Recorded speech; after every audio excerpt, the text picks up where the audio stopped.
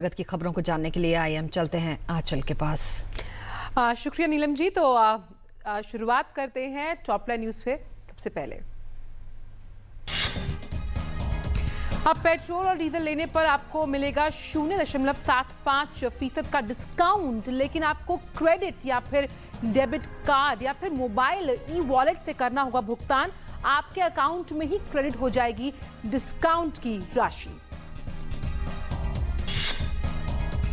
देश में डिजिटल भुगतान को बढ़ावा देने के लिए टोल फ्री हेल्पलाइन नंबर 14444 जल्द होगा शुरू। इसका उद्देश्य लोगों को नकदी विहीन लेन देन के प्रति शिक्षित तथा जरूरी मदद उपलब्ध करवाना है। हाल ही में डिजिटल लेन देन को प्रोत्साहित करने के लिए वेबसाइट और टीवी चैनल डिजिशाला शुरू किया गया। तेल उत्पादन में कटौती को लेकर गैर ओपेक देशों के शामिल होने से ईंधन भाव में तेजी। ओपेक सदस्यों ने जनवरी से तेल उत्पादन में संयुक्त रूप से करीब 12 लाख बैरल प्रतिदिन कमी लाने पर सहमति जताई।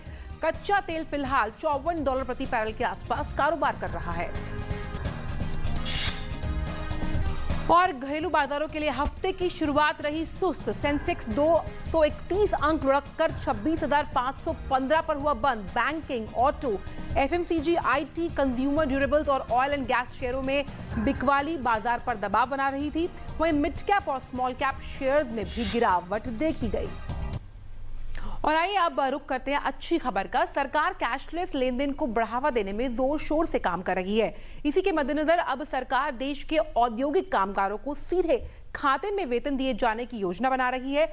बड़ी आबादी जनधन योजना से जुड़ चुकी है और अब बैंक खाते खुलवाने में कोई परेशानी नहीं है। आइए देखते हैं इस खास रिपोर्ट में।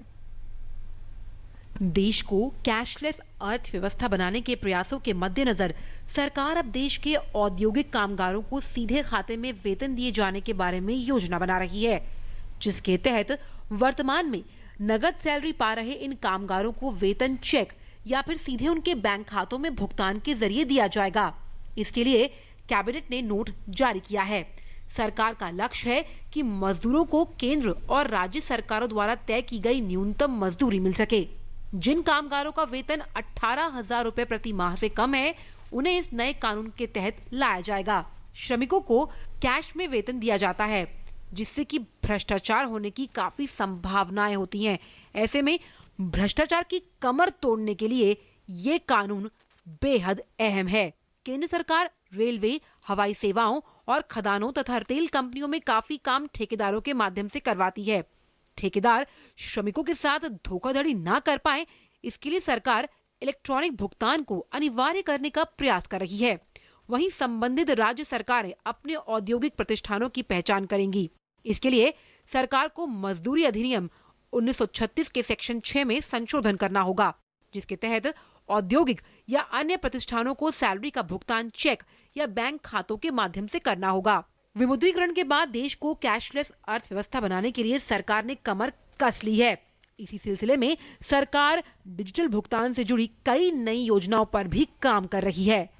Bureau report, DD news. तो श्रमिकों के लिए ये एक अच्छी खबर है, लेकिन अब रुख कर लेते हैं अगली खबर का। जी, हम बात करें साइरस मिस्त्री और टाटा विवाद के बारे में, जिसमें एक नया मोड़ सामने आया है। टाटा सन्स के पूर्व चेयरमैन साइरस मिस्त्री को टाटा इंडस्ट्रीज के डायरेक्टर के पद से हटा दिया गया।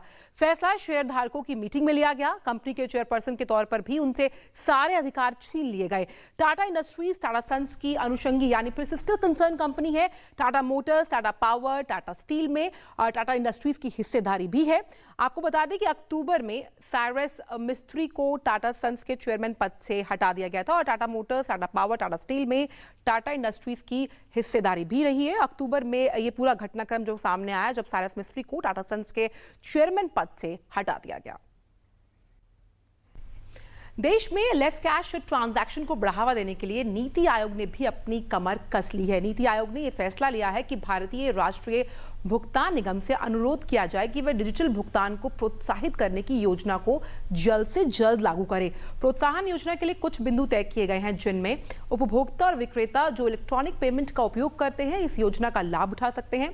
इस योजना में 2 तरह के प्रोत्साहन धनराशि की व्यवस्था भी की गई है। इस योजना में यूएसडी, ईपीएस, यूपीआई और रुपए कार्ड को अनुमति भी मिली है। विक्रेताओं के लिए उनके द्वारा स्थापित पीओएस मशीन्स पर किए गए ट्रांजैक्शंस हैं। वहीं योजना की रूपरेखा का जो एक खाका है वो जल्द ही देश के सामने पेश किया जाएगा। ये भी सुनिश्चित किया गया है कि इस योजना में गरीबों, निम्न मध्यम वर्गों और छोटे व्यापारियों को प्राथमिकता मिले।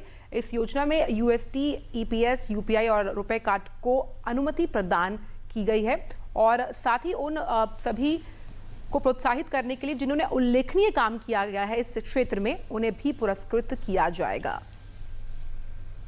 तो कैश छोड़ो और डिजिटल भुगतान को अपनाओ, यही नारा है फिलहाल अगर हम बात करें सरकार का, और काफी मार्ग प्रशस्त करने की कोशिश कर रही है सरकार। तो आज अर्थ जगत में बस इतना ही। वापस चलते हैं नीलम जी के पास। धन्यवाद आंचल।